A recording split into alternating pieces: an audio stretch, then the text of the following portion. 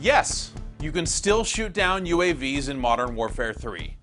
This year's Call of Duty release turns back to the Modern Warfare side of things with a campaign that picks up minutes after the conclusion of 2009's eye-stabbing, civilian-shredding adventure, and multiplayer that similarly follows in that game's footsteps. There's no sugarcoating it. This is another Call of Duty game. The multiplayer still works and provides you with even newer ways to level up and prestige and unlock attachments and all that good stuff. The changes aren't dramatic, but the real bummer is that some of the changes feel like a step backwards when compared to the last couple of games in the series.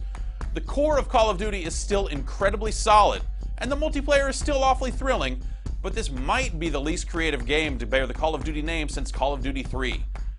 That probably sounds sorta harsh. The bulk of that feeling comes from the campaign. The game opens with the dialogue from the end of MW2. Soap and Price are near death and wanted by every faction in the world, and it's up to Nikolai to get them out of there. The world is still at war with Russian warships sitting just outside New York. Things are, in a word, grim. The structure of the campaign follows the now standard formula for a Call of Duty adventure. You'll swap back and forth from one perspective and theater of war to another as you alternate between chasing down the evil ultra-nationalist Russian Makarov and fighting back the misguided Russian forces that Makarov duped into war with the US. This tale feels like it's mostly told by slapping your character into a moving vehicle and letting him fire on other moving targets. I'm probably exaggerating a bit here, but it felt like I spent at least half of the game in some sort of super scripted vehicle sequence. In one spot, I'm driving a tiny boat through a gauntlet of exploding Russian ships. In another, I'm riding shotgun in a van while my posse chases down and T-bones a bad guy, and so on. Did someone at some point decide that walking was an uncool thing to feature in video games this year? The crazy part is that these portions of the game look really great and come across as super intense because everything on all sides of you is constantly blowing up. If they turned this into a movie, Michael Bay would have to retire because this game out-explodes everything he's ever done. It makes Bad Boys 2 look like a quiet, introspective look at criminal masterminds.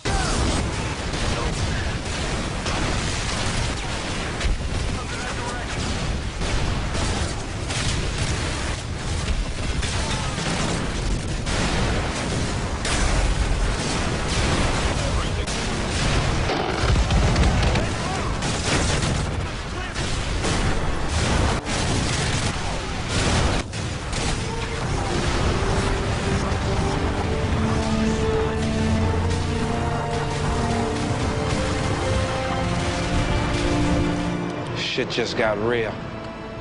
Landmarks get destroyed, military hardware gets destroyed, buildings get destroyed, hell. The game even throws in a weirdly ham-fisted attempt to make the war hit home with a little tug at the heartstrings that just feels laughable. This doubles as the game's "you might want to skip this if you're easily offended" moment, but it's just kind of lame. For as much as it isn't exactly fun to go through what might be the franchise's most hand-holdy campaign yet from a gameplay perspective, the single player is surprisingly exciting to look at as you play. All those vehicle sequences feel nice and custom, and like I said, it's constantly jumping off around you for the bulk of the game. The story side of things takes a real backseat at first, but if you care about the interplay between Price, Soap, and Makarov, it manages to get reasonably interesting through the back third of the game. It gives you a slightly different perspective on the major events of the two previous Modern Warfare games, and ends with an alarming amount of closure. Game stories simply don't end anymore, and it was a little shocking to see how everything comes together. Obviously, this isn't the end for the Call of Duty franchise, but I'd be pretty surprised if they try to put out a game called Modern Warfare 4 in a couple of years. From there, the game drives you over to Spec Ops, which returns from Modern Warfare 2 with a batch of new missions, a new survival mode, and an interesting take on the multiplayer mode's player progression. The missions are, as before, one-off adventures for 2 players, some of which are twists on campaign missions, while others have you doing some unique stuff. Some of these split the 2 players into different roles, putting one behind stationary gun turrets while the other has to get from point A to point B before time expires. They're a lot of fun. The survival mode is a horde-type mode that takes place on the multiplayer maps, and this is where the Spec Ops level progression comes into play. This infinite mode gives you waves of increasingly difficult enemies, starting with idiot soldiers armed with shotguns and quickly escalating into heavily armed and armored soldiers, juggernauts, helicopters, and dogs strapped with C4 explosives. Forget the warning thing in the campaign. Exploding dogs might actually be the most messed up and awesome thing in all of Modern Warfare 3. Between waves, you'll have time to run to various stations around the level to buy and upgrade your weapons, get more grenades, or purchase one-use airstrikes like Predator missiles. Predator missile ready for deployment. Or choppers that drop in a perk for you to use. As someone who continues to not care about any sort of zombie mode in the Call of Duty games, the return of Spec Ops is great to see. The only catch is that it's still just a 2-player mode. It should have been 4. EMP ready. Waiting on your go.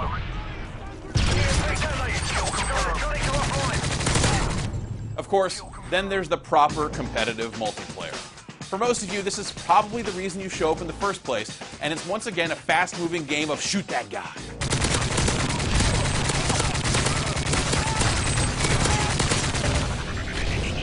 Kill confirmed.